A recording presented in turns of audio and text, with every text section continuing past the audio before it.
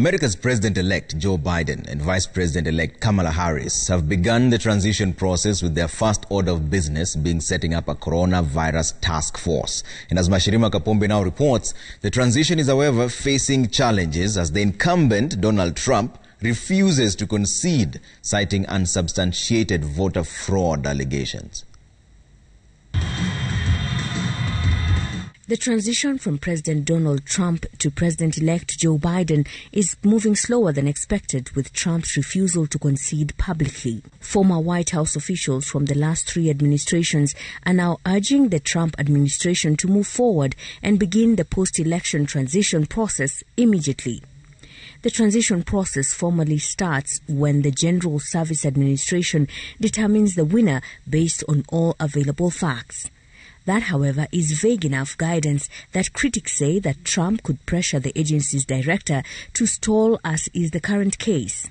The process is necessary to free up money for the transition and clear the way for Biden's team to begin setting up. Our work begins with getting COVID under control.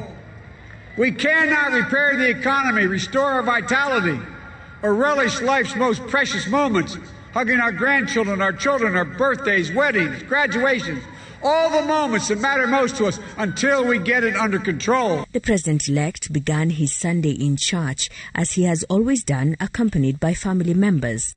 After Mass, he visited the grave of his late son, Beau Biden, who died in 2015. Good morning. Biden is expected to name two public health experts, former Surgeon General Dr. Vivek Murthy and former FDA Commissioner Dr. David Kessler, as the co-chairs of the task force that will lead in actualizing proposals on dealing with the pandemic that was the center of his campaign.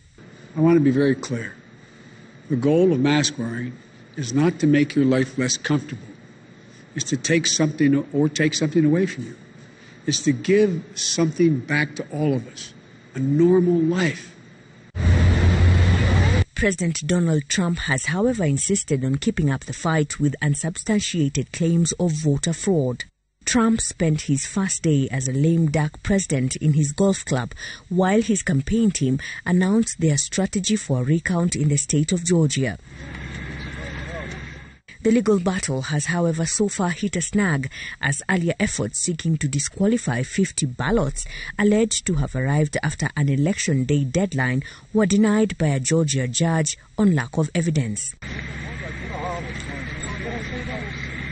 Some members of the Republican Party, including former President George W. Bush, has congratulated Biden on his win, expressing faith that his administration will be of service to all Americans.